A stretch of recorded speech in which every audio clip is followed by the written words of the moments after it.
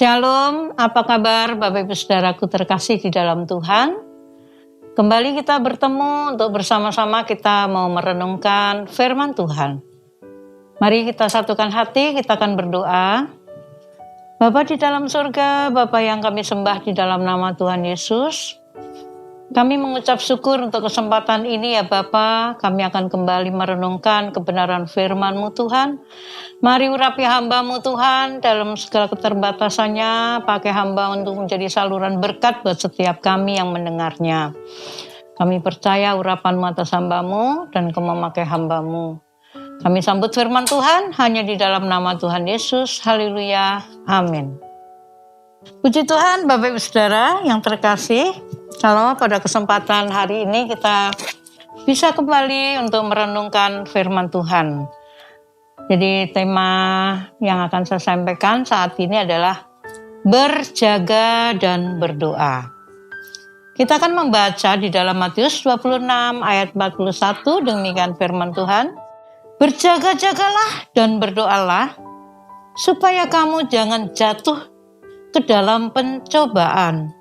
Roh memang penurut, tetapi daging lemah. Demikian firman Tuhan Bapak Ibu Saudara. Di dalam kehidupan kita tidak lepas apa yang namanya pencobaan, juga adalah tantangan dalam kehidupan kita yang harus kita lalui.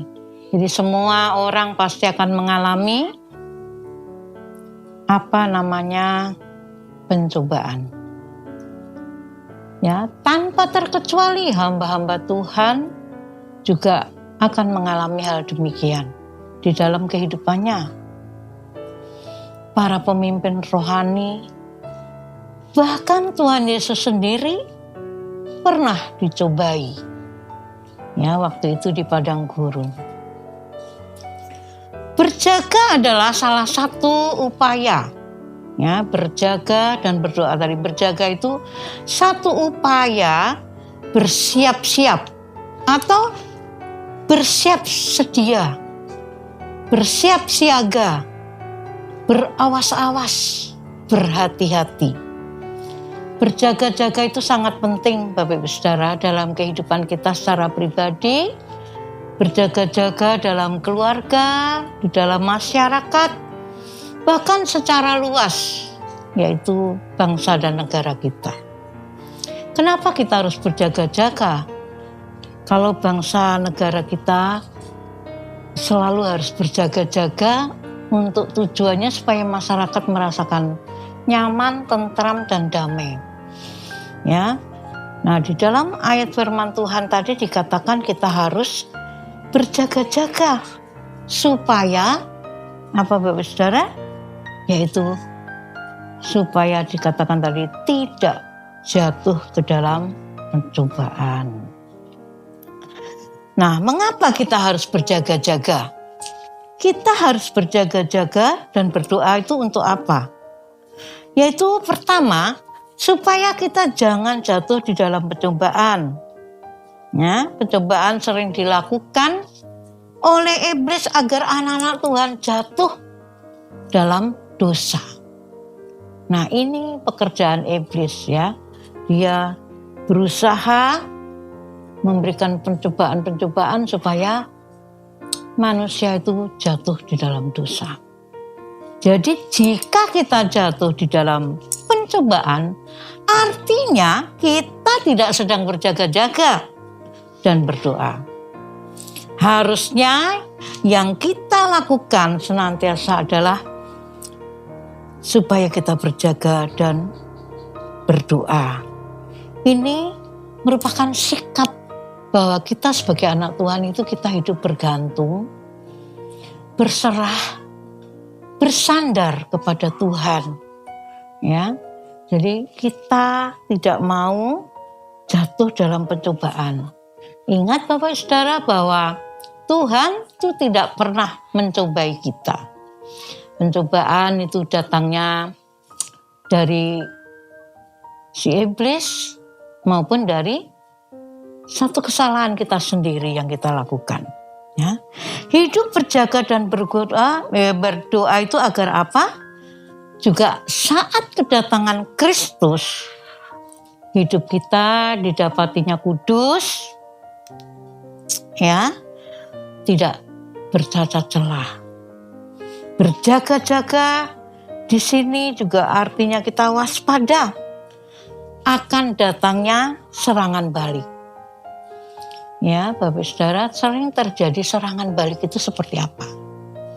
Salah satu contoh, ya, waktu itu suami saya ada pelayanan, ya, untuk mendoakan orang yang sedang mengalami gangguan oleh kuasa kegelapan, sehingga membuat dia histeris, berteriak-teriak dan sebagainya, ya, seperti orang kesurupan. Nah, suatu saat mungkin waktu suami saya melayani itu dia lupa, ya, untuk berdoa membentengi keluarga yang ada di rumah. Ya, dia percayakan kuasa Tuhan tapi lupa berdoa membentengi supaya tidak ada serangan balik. Ya, karena lupa, maka setelah mendoakan, yang didoakan itu, ya, sembuh, bisa tenang kembali. Tetapi apa yang terjadi, Bapak Saudara? Salah satu dari anak saya begitu rewel, nangis, nggak bisa ditenangkan, ya, terus kemudian juga akhirnya sakit, ya. Badannya panas, menggigil dan sebagainya. Nah, baru suami saya itu sadar bahwa dia melakukan satu kelalaian.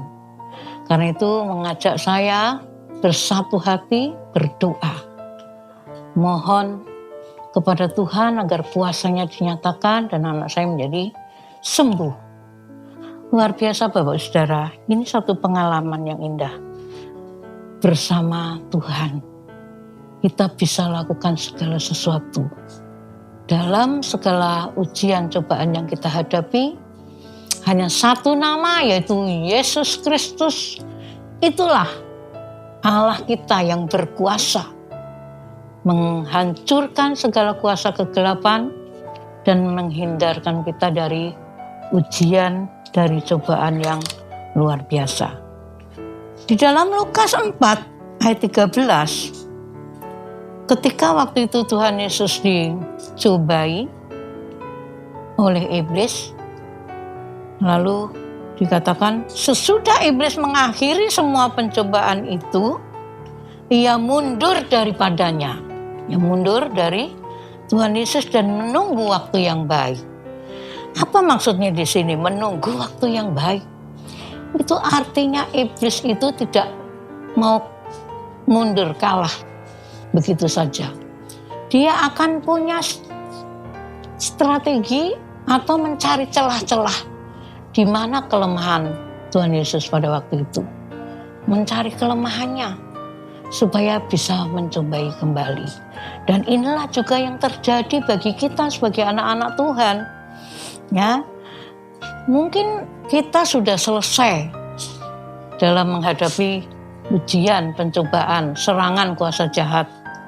Tetapi ingat, dia tidak akan tinggal diam. Dia selalu mengintai, mencari celah kelemahan kita. Karena itu kita harus selalu berjaga-jaga, selalu berdoa, ya, supaya dengan kekuatan doa mohon kepada Tuhan, maka kita dihindarkan dari segala kuasa-kuasa roh jahat.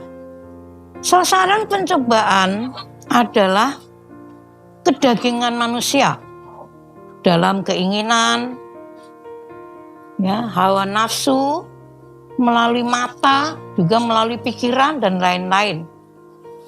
Ya, di dalam Yakobus 1 ayat 14 di sana dikatakan, tetapi tiap-tiap orang dicobai oleh keinginan sendiri karena ia diseret dan dipikat olehnya.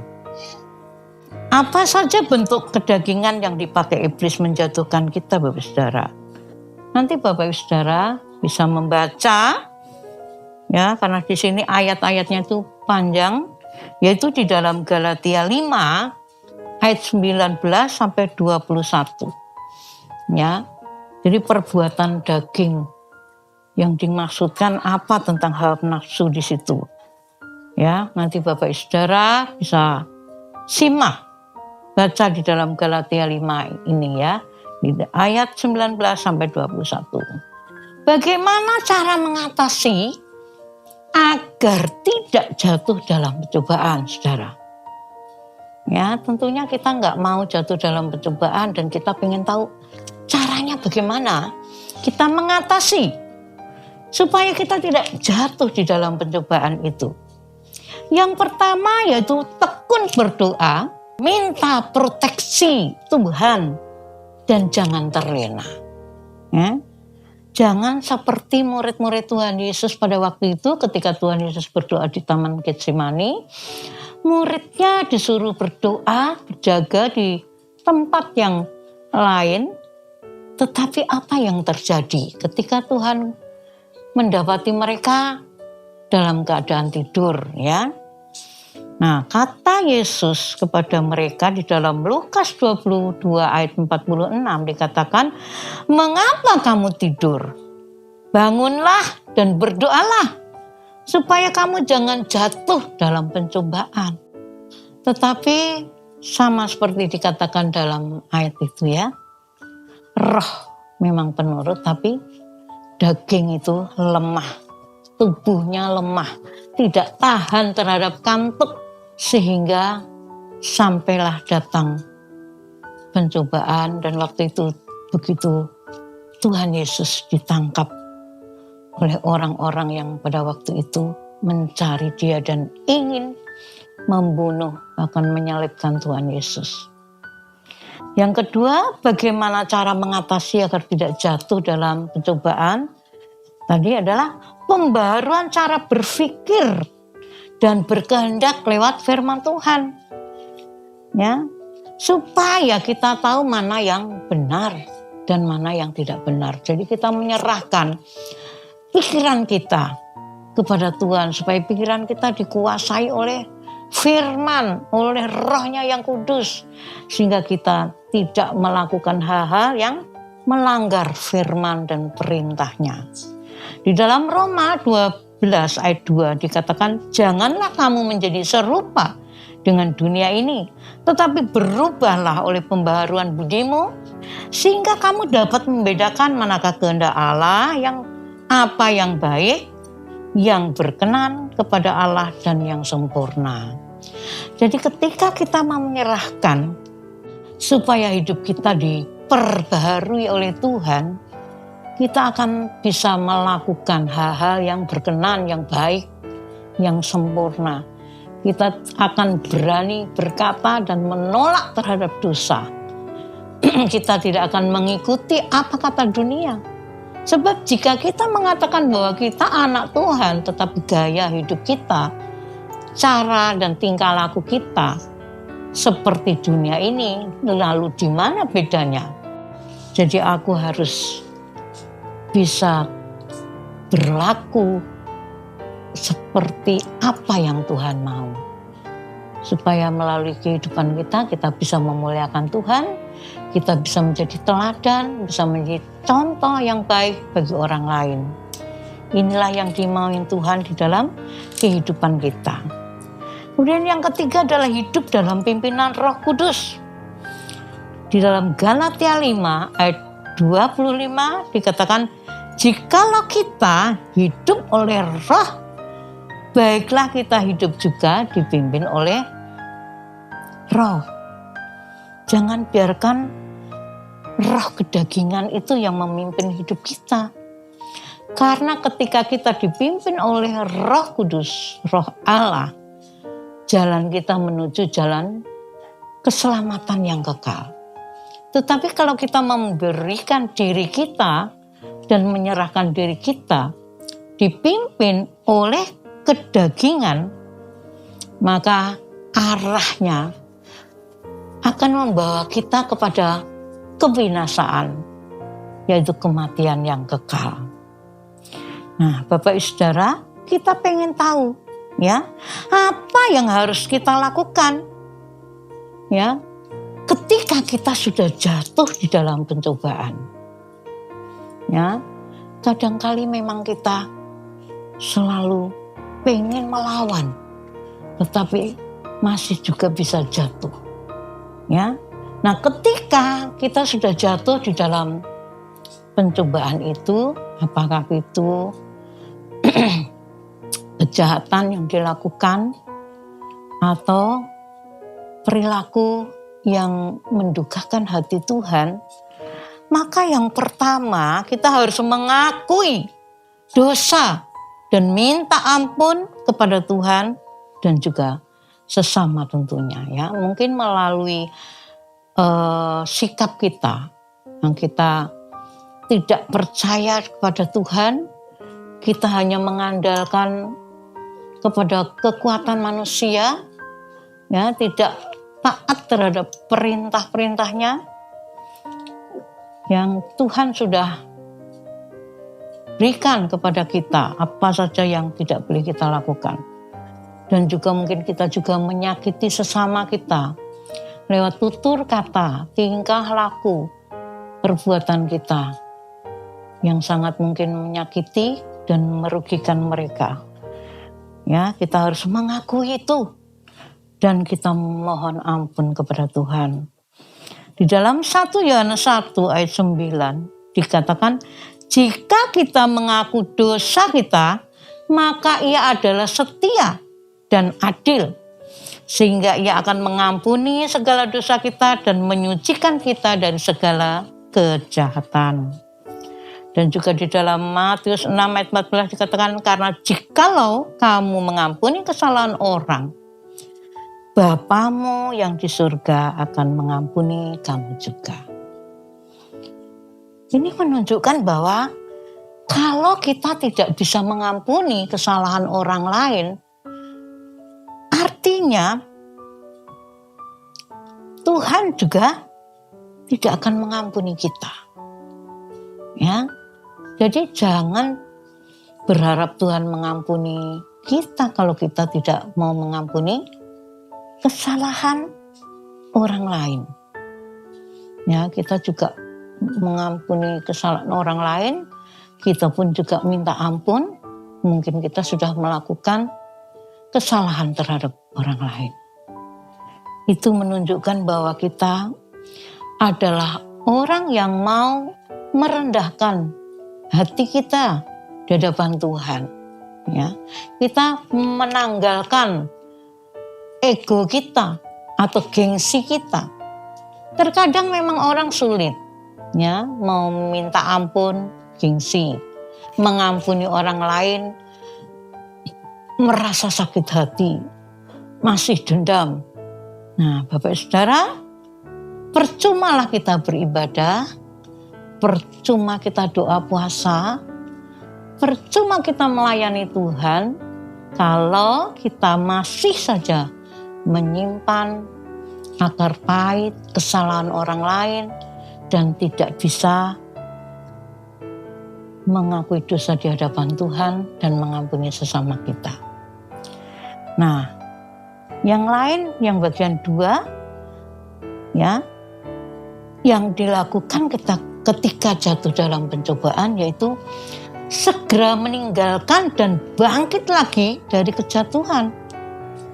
Ya, jadi kalau kita sudah jatuh, terpuruk, ya, jangan merasa tertuduh dan mengintimidasi diri kita sendiri. Oh, aku nggak layak, aku sudah jatuh dalam dosa, ya, dan merasa seolah-olah Tuhan masih mengingatnya dosa kita dan sebagainya. Sehingga dia bukannya semakin mendekat dan mulai setia kepada Tuhan, tapi malah menjauh. Ya, artinya tidak mau bangkit. Kolose 3 ayat 9 sampai 10. Jangan lagi kamu saling mendustai Karena kamu telah menanggalkan manusia lama serta kelakuannya, dan telah mengenakan manusia baru yang telah terus-menerus diperbaharui untuk memperoleh pengetahuan yang benar menurut gambar Khalqnya. Jadi Bapak Ibu Saudaraku yang terkasih, kita harus saling mendoakan ya, supaya tidak jatuh dalam percobaan. Sesama saudara seiman, antar keluarga, mari kita saling menopang, mendoakan supaya kita semakin kuat. Ya, saat ini belum tentu seorang pemimpin di dalam rumah ibadah tidak bisa jatuh, atau seorang pemimpin pujian yang hebat, seorang pemusik yang hebat belum tentu tidak jatuh dalam pencobaan. Ya, dan siapapun kita tidak kebal terhadap dosa dan pencobaan-pencobaan yang iblis selalu datangkan supaya kita jauh dari Tuhan dan melakukan perbuatan yang tidak berkenan di hadapan Tuhan. Karena itu Bapak Saudara, mari kita mendoakan para pemimpin bangsa kita, ya, pemimpin jemaat atau anggota jemaat, juga anggota keluarga, bahkan teman-teman kita seiman, supaya mereka bisa memproteksi diri mereka dari kejatuhan, supaya selalu disadarkan.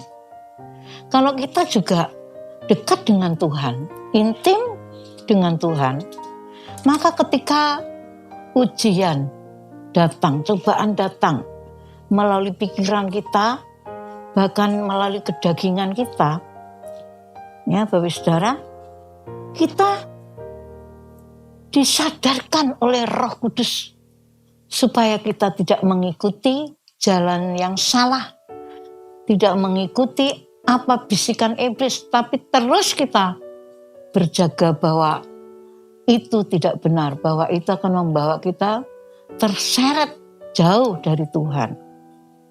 Jadi selalu waspada, berjaga pada pencobaan iblis lewat kedagingan, dan juga kita bisa memproteksi diri kita dengan cara apa, Bapak Saudara? Yaitu dengan cara berdoa, dengan cara merenungkan firman-Nya, dengan cara membaca setiap hari supaya kita ditegur, dikuatkan, dan diberikan pengertian. Jadi mari intim dengan Tuhan lewat doa-doa kita, ya, supaya juga saat-saat ini, di mana hari-hari semakin jahat, semakin sulit, semakin banyak tantangan, rintangan, ujian, dan cobaan. Ketika kita sebagai anak Tuhan melekat kepada Tuhan, intim dengan Tuhan, selalu mempercayai dan melakukan firman-Nya, ya, kita akan mendapat tuntunan dari Tuhan. Dan supaya ketika Tuhan Yesus datang nantinya, kita sudah siap sebagai mempelai yang siap menyambut mempelai surgawi, untuk sama-sama kita disandingkan dan kita masuk dalam kekekalan rumah Bapa yang disediakan bagi kita. Amin. Untuk firman Tuhan pada kesempatan ini, biarlah kita terus berjaga dan berdoa. Jangan lalai, jangan lupakan kita untuk terus berjaga dan berdoa. Puji Tuhan. Kita satukan hati, kita berdoa untuk renungan yang sudah kita dengarkan pada kesempatan ini. Bapa, terima kasih kami sudah dengarkan firman-Mu Tuhan. Biarlah firman-Mu ini terus menuntun kami sebagai anak-anak Tuhan menyadarkan kami bahwa hidup ini penuh dengan ujian, tantangan, dan pencobaan. Karenanya kami harus tetap hidup berjaga-jaga dan berdoa. Melalui Roh-Mu Tuhan, kami akan sanggup melakukannya. Kami hanya memohon pertolongan-Mu Tuhan, supaya kami bisa melakukannya. Di dalam nama Tuhan Yesus kami sudah berdoa dan mengucap syukur. Haleluya. Amin. Salam Mazmur ya. Yes, maju terus.